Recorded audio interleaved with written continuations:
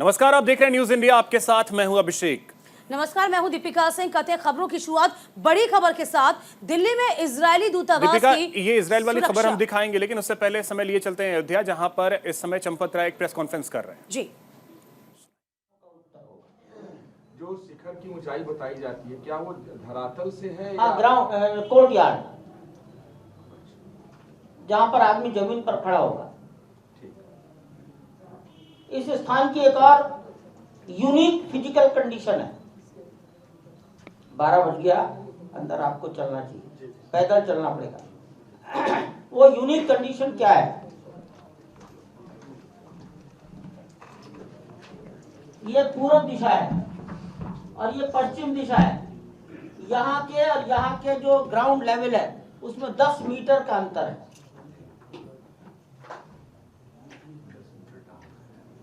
अब इस अंतर को, मंदिर तो फ्लैट जमीन पर बनेगा, तो इसको ऐसे किया गया है। अगर हैवी रेन हो गई तो क्या होगा? तो ये मट्टी कट जाएगी, कटकर बह जाएगी और इधर सरयू है, सरयू में चली जाएगी। तो मंदिर का स्टोन का क्या होगा? नीचे रॉक का। इसलिए एक रिटेनिंग वॉल डाली गई है, जैसे बांध में मट्टी रोकने के लिए की जाती है, और उतने ही लेवल ले गए हैं जिस लेवल पर सरयू बहती है, 91 मीटर अबव सी। उसका बॉटम, दीवार का, रिटेनिंग वॉल का बॉटम 40 फीट चौड़ा है, ताकि मट्टी के कटान को रोका जा सके।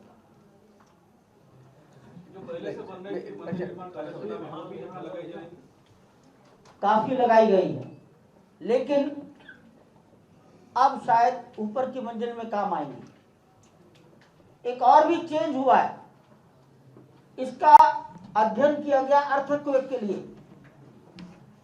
Central building research institute Roorkee, उन्होंने अर्थक्वेक का अध्ययन किया है। यहां मैक्सिमम अर्थक्वेक कितनी इंटेंसिटी का आया, अगर इससे डबल का आ गया तो क्या होगा? उसके आधार पर खंभों की चौड़ाई को बढ़ाया गया है।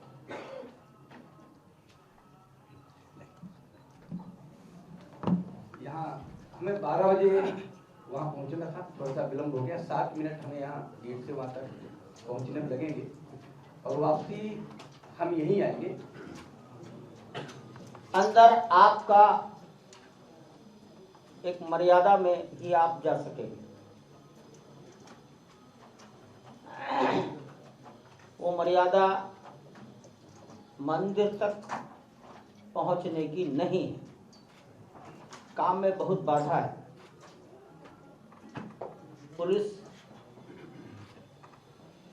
कहीं ना कहीं बैरिकेडिंग लगाकर रखती है, उसका पालन आप। तो चलिए अब रुक करते हैं अगली खबर की ओर और बात करेंगे। दिल्ली की खबर है, जहां पे इजरायली दूतावास के बाहर एक धमाका हुआ है और उसके बाद सुरक्षा यहां बढ़ा दी गई है। यह बड़ी जानकारी इस वक्त की आपको दे रहे हैं। इजरायली दूतावास के बाहर सुरक्षा बढ़ा दी गई है। बिल्कुल, विस्फोट की जगह पहुंची है एनआईए की टीम। विस्फोट के बाद दूतावास की सुरक्षा को चाक चौबंद किया गया है, कड़ा कर दिया गया है इजरायल दूतावास के पास। आपको बता दें, विस्फोट हुआ दूतावास के पास। विस्फोट को लेकर ये कॉल मिली थी। देखिए, सुरक्षा व्यवस्था अब चाक चौबंद कर दी गई है। दिल्ली में इजरायली दूतावास, जहां पर एनआईए की टीम मौके पर पहुंच गई है। एफएसएल की टीम भी पहुंची हुई है, जहां पर नमूनों की जांच की जाएगी। तो देखिए, एनआईए की टीम जांच करने के लिए पहुंची है। विस्फोट की जगह पर एनआईए की टीम है और आपको बता दें कि इस धमाके के बाद सुरक्षा बेहद कड़ी कर दी गई है। अब जरा सा इसमें अगर इस खबर को विस्तार से समझने की कोशिश करें तो हम सभी जानते हैं कि इजरायल और हमास के बीच एक लंबे वक्त से जंग चल रही है। अब ऐसे में दिल्ली में अगर इजरायल के दूतावास के बाहर एक धमाका हुआ है तो बहुत बड़ा सवाल यह है कि धमाका किसने किया। कुछ जानकारी ऐसी भी है कि सीसीटीवी फुटेज खंगाले जा रहे हैं। दिल्ली के बॉर्डर एरियाज पर सख्ती बढ़ा दी गई है। ये तस्वीरें आप देखिए, एनआईए की टीम जो है वो पहुंची हुई है दूतावास के पास। गाज़ा में एयर स्ट्राइक कर रहा है। इजराइल द्वारा की जा रही एयर स्ट्राइक का असर दुनिया भर में देखने को मिल रहा है।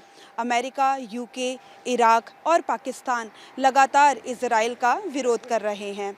बता दें, अंतर्राष्ट्रीय स्तर पर मची इस उथल पुथल के बीच इजराइल एम्बेसी में कल शाम 5:45 बजे करीब एक बम धमाका हुआ। इस बम धमाके के बीच पुलिस को घटनास्थल से एक पेज का लेटर मिला है। उस लेटर में इजराइल के विरोध में कुछ बातें लिखी गई हैं। इस बेहद संवेदनशील इलाके में कल शाम 5 बजे एम्बेसी के पीछे खाली प्लॉट में ज़ोरदार धमाका हुआ था। आसपास के कई लोगों ने इस धमाके की आवाज़ सुनी। इसी बीच एक अज्ञात शख्स ने करीब 6 बजे फायर सर्विस डिपार्टमेंट के पास फ़ोन किया और विस्फोट की जानकारी दी। मामला इजरायली दूतावास से जुड़ा होने के कारण दिल्ली पुलिस के स्पेशल सेल की टीम फौरन बम निरोधक दस्ते के साथ घटनास्थल पर पहुंची। शुरुआती जांच में स्पष्ट नहीं हो पाया। तो इस वक्त सहयोगी कंचन हमारे साथ जुड़ रही हैं, जो कि इजरायली दूतावास के बाहर मौजूद हैं। कंचन, सबसे पहले वहां की इस वक्त की ताजा स्थिति क्या है, वो बताइए। जी देखिए, यहाँ पे एनआईए की टीम पहुँच चुकी है और ज़मीन पे एक एक इंच को लेकर जांच पड़ताल की जा रही है कि क्या चीज़ वहाँ पे मिली थी, क्या नहीं है। सभी चीज़ों को लेके फॉरेंसिक लैब भेजा गया है और अब दिल्ली पुलिस फॉरेंसिक रिपोर्ट के इंतज़ार कर रही है। अभी फ़िलहाल यहाँ पे एनआईए की टीम पहुँची, एनएसजी की टीम पहुँची है और जाँच को लेकर, संदिग्धों को लेकर सभी सीसीटीवी फुटेजों को खंगाला जा रहा है। करीब 500 के करीब इस तरीके की सीसीटीवी फुटेज है जिन्हें खंगाला जा रहा है और 5000 से ज़्यादा मोबाइल नंबरों की जांच की जा रही है। देखिए कंचन, जिस तरीके से कल रात में घटना घटी और अब आधा दिन बीत गया है, यानी कि सुबह हो गई है और अभी लगभग 12 बजे का समय, अभी तक क्या पुलिस के हाथ में या फिर सुरक्षा व्यवस्था के हाथ में कोई सबूत हाथ नहीं लगे हैं क्या? किस तरीके से जांच आगे बढ़ रही है? तमाम अधिकारियों से आपकी बात हुई होगी, उनका क्या कहना है इस बारे में? जी बिल्कुल, देखिए दिल्ली पुलिस की स्पेशल सेल अभी फॉरेंसिक रिपोर्ट का इंतज़ार कर रही है। फिलहाल अभी कोई जानकारी सामने निकल कर नहीं आई है, लेकिन एनएसजी की टीम और सभी बाकी टीमें यहाँ पे पहुंचकर ज़मीन से जुड़े जो भी पुख्ता जो भी चीज़ मिल रही है उन सभी चीज़ों को लेकर बिल्कुल कंचन, अपने कैमरामैन को ज़रा कहिए आप कि कैमरे को ज़रा पैन करे, दिखाए हमें किस तरीके से सुरक्षा व्यवस्था चाक चौबंद है वहाँ पर।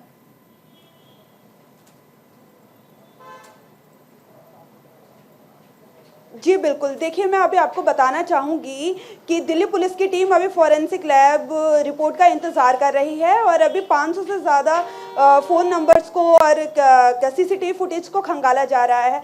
मैं आपको बताना चाहूँगी यहाँ पे अभी सुरक्षा के कड़े इंतज़ाम किए गए हैं, तो इस तरीके से कुछ भी कहना या बताना अभी मुमकिन नहीं होगा और अभी किसी अधिकारी ने कुछ स्पष्ट नहीं किया है। कंचन, तस्वीरें जरा दिखाइएगा, वहाँ इस वक्त क्या हलचल है?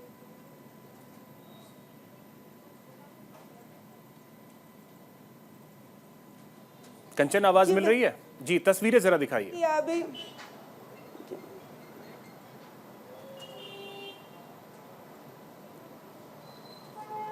कंचन, पीछे आपके बैरिकेड्स लगे हुए हैं, बैरिकेडिंग हो रही है, जरा वहां की तस्वीरें संभव हो तो दिखाने की कोशिश करिए। अपने कैमरे को जरा घुमाइए, कहिए कैमरामैन से जरा। चलिए, लगता है उन तक आवाज नहीं पहुंच पा रही है। बहुत शुक्रिया कंचन आपका तमाम जानकारी के लिए। इसी बीच रुक करते हैं अगली खबर की ओर।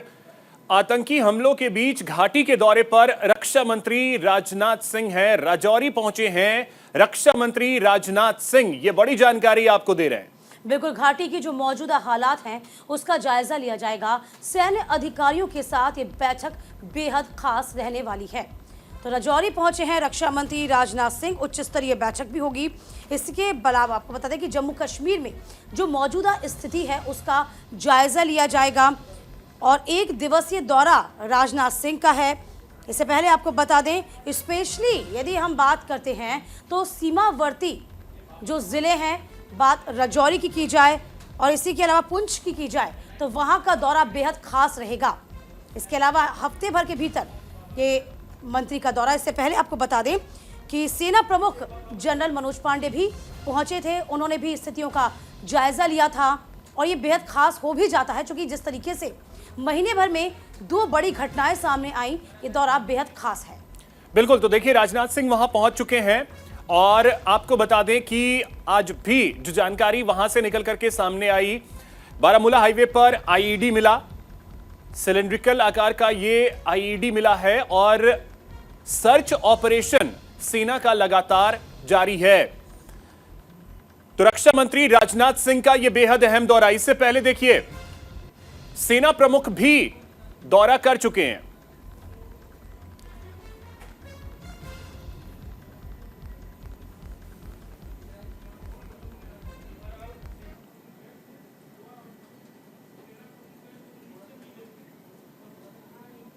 तो चलिए ग्राफिक्स के जरिए भी कुछ चीजें आपको बताते हैं कि क्या कुछ चल रही हैं वहां पे चीजें। सेना के सर्च ऑपरेशन का आज 8वां दिन है। बिल्कुल, और पुंछ में घने जंगल के बीच तमाम आतंकी छिपे हुए हैं जिनकी पहचान की जा रही है, जिनको ढूंढा जा रहा है। सहायता ड्रोन की ली जा रही है, हेलीकॉप्टर की मदद ली जा रही है जिससे आतंकियों की तलाश की जा सके। बिल्कुल, देखिए इसके अलावा खोजी कुत्तों को भी इसमें शामिल किया गया है जिनके जरिए लगातार तलाशी की जा रही है। करीब 7 मार्गों पर जहां पे इस समय तैनाती बढ़ा दी गई है। इसके अलावा यह भी जान लीजिए कि इंटरनेट और मोबाइल सेवाएं निलंबित कर दी गई हैं, चूंकि अपनी लोकेशन को लगातार आतंकी बदलते रहते हैं।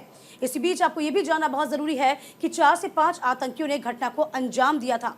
पुंछ जिले में 8 महीने के अंदर 2 आतंकी हमले हो गए हैं। बिल्कुल, 20 अप्रैल को सेना के ट्रक को निशाना बनाया गया था। दोनों ही हमलों में स्टील कोर बारूद का इस्तेमाल किया गया था और आतंकियों ने शहीदों के हथियार तक लूट लिए थे। बिल्कुल, देखिए ये इसलिए भी जरूरी है क्योंकि आतंकियों ने हमला करने का पैटर्न इस बार बदल दिया है। यदि हम इस साल की बात करते हैं तो 370 से जब से हटा है, उसको लेकर स्थितियां जो तनावपूर्ण नहीं थी, जिन स्थितियों को काबू किया गया था, यहाँ पर पैटर्न कहीं ना कहीं बदला हुआ दिखाई गया। पत्थरबाजी घटनाओं से आगे बढ़ते हुए अब टारगेट सेट किया जाता है और सुरक्षा जो सर्च ऑपरेशन में लग जाते हैं उन्हीं को टारगेट करते हुए यहाँ पर शहीद किया जा रहा है आतंकवादियों के द्वारा। तो एक अलग तरीके की रणनीति यहाँ पर अख्तियार किए हुए।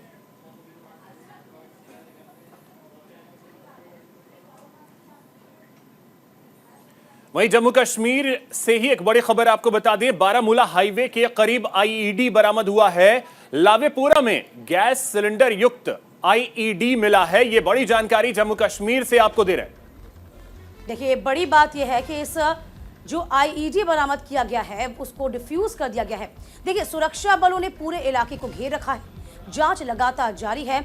आईईडी को बम निरोधक दस्ते ने डिफ्यूज कर दिया है, यानी कि एक बड़ा हादसा हो सकता था जिसको रोक लिया गया वक्त रहते।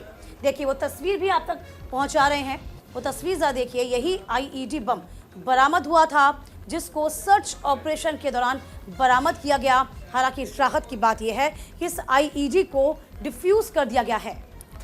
तो ये बड़ी जानकारी आपको दे रहे हैं, सुरक्षा बलों ने पूरे इलाके को घेर लिया है।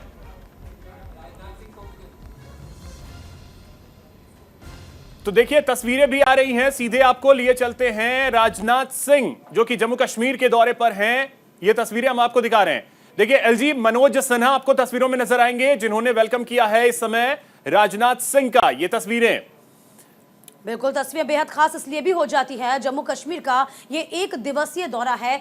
जो सुरक्षा इस वक्त चल रही है उसके हालात क्या हैं, स्थितियां क्या हैं, उसका जायजा लेने खुद यहां पर राजनाथ सिंह पहुंचे हैं, गृहमंत्री पहुंचे हुए हैं। चलिए बढ़ेंगे आगे। राहुल गांधी ने पहलवानों से मुलाकात की है। अल सुबह आपको बता दें, कुश्ती संघ के विवाद के बीच पहलवानों से मुलाकात बेहद खास। हरियाणा के झज्जर में पहलवानों से मिले राहुल गांधी। तो आपको बता दें राहुल गांधी पिछले कुछ वक्त में अक्सर चौंकाते हुए नजर आए हैं। आज एक बार फिर से उन्होंने चौंकाया और अखाड़ा पहुंच गए। पहलवानों से उन्होंने मुलाकात की है और आपको बता दें, देखिए इसी बीच खबर यह भी है कि राहुल गांधी अब एक बार फिर से यात्रा पर निकलने वाले हैं। न्याय यात्रा की शुरुआत करने वाले हैं राहुल गांधी। ये यात्रा मणिपुर से मुंबई तक होगी। ये बड़ी जानकारी आपको दे रहे हैं। बिल्कुल, 14 जनवरी से 20 मार्च तक इस यात्रा को निकाला जाना है। 14 राज्यों से राहुल की ये न्याय यात्रा होके गुजरेगी। भारत न्याय यात्रा इसका नाम, जो कि 14 जनवरी से इम्फाल से शुरू होगी, 20 मार्च को मुंबई में खत्म होगी। ये यात्रा 14 राज्यों 85 जिलों को कवर करेगी और 6200 किलोमीटर की दूरी तय करेगी। इसमें मणिपुर, नागालैंड, असम, मेघालय, पश्चिम बंगाल, बिहार, झारखंड, ओडिशा, छत्तीसगढ़, उत्तर प्रदेश, मध्य प्रदेश, राजस्थान, गुजरात और महाराष्ट्र ये राज्य शामिल होंगे। ये बड़ी खबर आपको बता रहे हैं। न्याय यात्रा पर अब राहुल गांधी निकलेंगे। पहले उन्होंने भारत जोड़ो यात्रा की, कन्याकुमारी से कश्मीर तक की यह यात्रा थी। कन्याकुमारी से शुरुआत हुई और कश्मीर में जाकर खत्म हुई, यानी दक्षिण से उत्तर। और अब न्याय यात्रा की शुरुआत करेंगे राहुल गांधी, जिसकी शुरुआत होगी पूरब से, और पूरब से शुरू होकर यह यात्रा पहुंचेगी पश्चिम, यानी कि मणिपुर जो राज्य है वहां से शुरुआत होगी और 14 राज्यों को कवर करते हुए राहुल गांधी महाराष्ट्र यानी मुंबई पहुंचेंगे और मुंबई में इसका समापन होगा। बिल्कुल, जानकारी लगभग 2 महीने का यह वक्त होगा। देखो, जानकारी ये भी है कहीं ना कहीं कि राहुल गांधी कई जगहों पर पैदल यात्रा भी करेंगे और न्याय यात्रा का जो उद्देश्य है, सबके लिए न्याय चाहिए। जी हाँ, ये कहना है कांग्रेस का, चूंकि अपनी कहीं ना कहीं छवि को बदला भी है राहुल गांधी ने भारत जोड़ो यात्रा के जरिए। इसलिए चूंकि लोकसभा चुनाव भी नजदीक है, INDIA नया गठबंधन और इसी के साथ साथ तमाम जिम्मेदारियां भी आ रही हैं, अकाउंटेबिलिटी भी होगी। और राहुल गांधी की ये न्याय यात्रा इस बात की तस्दीक करती है कि अपनी इमेज को बदलने के लिए राहुल गांधी तैयार हैं। तो 14 जनवरी से शुरू होगी ये न्याय यात्रा। के दौरान राहुल जी ने 3 मुद्दे उठाए थे। आर्थिक विषमताओं के बारे में उन्होंने जिक्र किया, सामाजिक ध्रुवीकरण के बारे में उन्होंने बातचीत की और राजनीतिक तानाशाही जो आज हमारे देश में हकीकत बन गई है उसके बारे में जनता को अवगत कराया। तो ये 3 बड़े मुद्दे थे भारत जोड़ो यात्रा के समय में। उन्होंने अपनी आवाज बढ़ती हुई आर्थिक विषमताओं के बारे में, बढ़ती हुई सामाजिक ध्रुवीकरण के बारे में और बढ़ती हुई राजनीतिक तानाशाही के बारे में उन्होंने अपने विचार जनता के बीच में रखा। वो मन की बात नहीं थी, वो जनता की चिंता थी। लोगों से सुनने के लिए भारत जोड़ो यात्रा निकाला। तो चलिए ग्राफिक्स के जरिए भी कुछ जानकारी आपको दे देते हैं। राहुल गांधी ने पहले भारत जोड़ो यात्रा की और अब मणिपुर से मुंबई तक न्याय यात्रा करने वाले हैं राहुल गांधी। बिल्कुल, 14 जनवरी से न्याय यात्रा की शुरुआत होनी है, जो कि मणिपुर से मुंबई तक की ये न्याय यात्रा होगी। 14 जनवरी से 20 मार्च तक इसका समय निर्धारित है। देखिए, कुल 14 राज्यों को कवर करेंगे राहुल गांधी। 14 राज्यों के 85 जिलों को ये यात्रा कवर करने वाली है, जो करीब 6200 किलोमीटर की ये यात्रा होने वाली है। देखिए, वो तमाम राज्य भी आपको बता दें, जिसमें मणिपुर है, नागालैंड है, असम है, मेघालय है, पश्चिम बंगाल, बिहार, झारखंड है, ओडिशा है, छत्तीसगढ़ है, उत्तर प्रदेश है, मध्य प्रदेश है, राजस्थान है, गुजरात है और महाराष्ट्र से ये यात्रा होकर गुजरेगी। यानी पश्चिम से लेकर के पूरब तक का ये सफर जो है, माफ कीजिएगा, पूरब से लेकर के पश्चिम तक का जो ये सफर है, इसमें 14 राज्यों को कवर करेंगे। और इसका मकसद इतना है कि हर किसी को न्याय मिले, ये कांग्रेस का कहना है। और राहुल गांधी इसी यात्रा पर बहुत जल्द निकलने वाले हैं। 14 जनवरी यानी मकर संक्रांति का वो दिन होगा जिस दिन से शुरुआत करेंगे। कांग्रेस ये भी कहती है कि ये संक्रांति काल है और संक्रांति काल में शुरुआत इस न्याय यात्रा की करने वाले हैं राहुल गांधी। बिल्कुल, यानी कि कुल मिलाकर देखा जाए, ये समझा जा चुका है कांग्रेस के द्वारा भी कि साहिल भाई,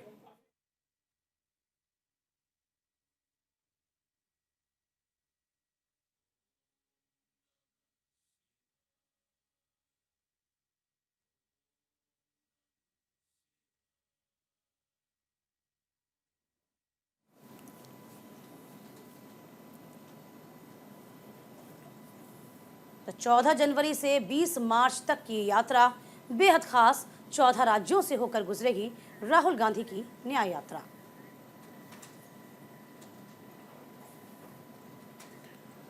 और अब चलिए बात करते हैं ठंड की। उत्तर भारत में कड़ाके की ठंड पड़नी शुरू हो गई है। दिल्ली एनसीआर में घना कोहरा छाया हुआ है। ठंड के साथ कोहरे का कहर अब देखने को मिल रहा है। बिल्कुल, दिल्ली एनसीआर में विजिबिलिटी बेहद कम है। जीरो विजिबिलिटी से वाहनों की रफ्तार पर ब्रेक लग गया। विजिबिलिटी कम होने से कई फ्लाइट्स भी लेट हो गई हैं। मौसम विभाग ने इस बाबत आपको बता दें कि येलो अलर्ट जारी कर दिया है। देश की राजधानी में शीत लहर का कहर जारी है। इस मौसम में पहली बार दिल्ली धुंध की चादर में पूरी तरीके से लिपटी दिखाई दी। और इन तस्वीरों को देख करके आप अंदाजा लगा सकते हैं कि विजिबिलिटी कितनी कम है। और ये आज सुबह से ही ये स्थिति रही कि सड़कों पर गाड़ियां जो है वो रेंगती नजर आई। आप इन तस्वीरों को देखिए, ये रात की तस्वीर बिल्कुल भी नहीं है, ये बिल्कुल सुबह की तस्वीर है। और इन सुबह की तस्वीरों में आप अंदाजा लगा सकते हैं कि कितनी दूरी तक लोग देख पा रहे हैं। और यही वजह है कि गाड़ियां जो हैं वो पूरी तरीके से रेंगती नजर आई, क्योंकि विजिबिलिटी काफी ज्यादा कम रही और पूरे दिल्ली एनसीआर में आज घना कोहरा छाया रहा। बिल्कुल, भागती हुई दिल्ली पे मानो ब्रेक सा लग गया हो, क्योंकि कोहरा ही इतना ज्यादा था। विजिबिलिटी बिल्कुल शून्य, रफ्तार पर ब्रेक लगा। कई इलाकों में सड़क पर डिवाइडर तक नजर नहीं आ रहे थे। जी हाँ, सड़क पर दोनों साइड का किनारा ठीक से नजर ही नहीं आ रहा था। वाहन चलाने में काफी दिक्कतों का सामना भी करना पड़ा। तो धुंध भरी रही सुबह दिल्ली एनसीआर की, जिसे लगातार आपको बता दें कि लोगों को परेशानियों का सामना भी जरूर करना पड़ा है। तो ये देखिए, ये तस्वीरें लगातार हम आपको दिखा रहे हैं। अलग अलग जगहों की तस्वीरें भी आपको दिखाएंगे, क्योंकि आज सिर्फ ये घना कोहरा सिर्फ दिल्ली एनसीआर तक ही सीमित नहीं था, बल्कि ये उत्तर प्रदेश, बिहार, इसके अलावा गुड़गांव चले जाएं, आप पंजाब चले जाएं, लगभग सभी राज्यों में ऐसी ही स्थिति थी जहां घना कोहरा छाया हुआ था।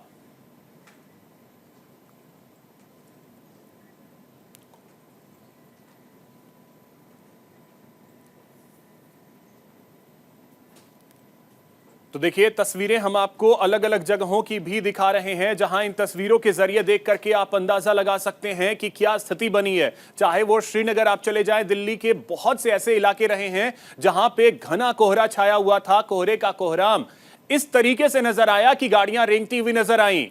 गुवाहाटी आप चले जाएं, नॉर्थ ईस्ट तक आज ये स्थिति रही है। मथुरा हो, मेरठ हो, गुरुग्राम हो, लगभग सभी जगहों पर स्थिति ऐसी रही है कि घने कोहरे कि एक चादर में लिपटी दिल्ली और एनसीआर। और साथ ही साथ मुरादाबाद की तस्वीरें हम आपको दिखा रहे हैं।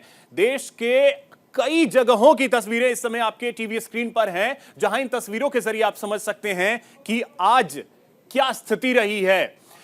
यह स्थिति सुबह से ही थी। आज सुबह की शुरुआत ही ऐसी हुई, जहां आपको बता दें कि घना कोहरा, धुंध, गाड़ियां सड़कों पर रेंगती हुई, लोग अलाव का सहारा लेते नजर आए। सिर्फ और सिर्फ अलाव ही आज की डेट में एक सहारा था।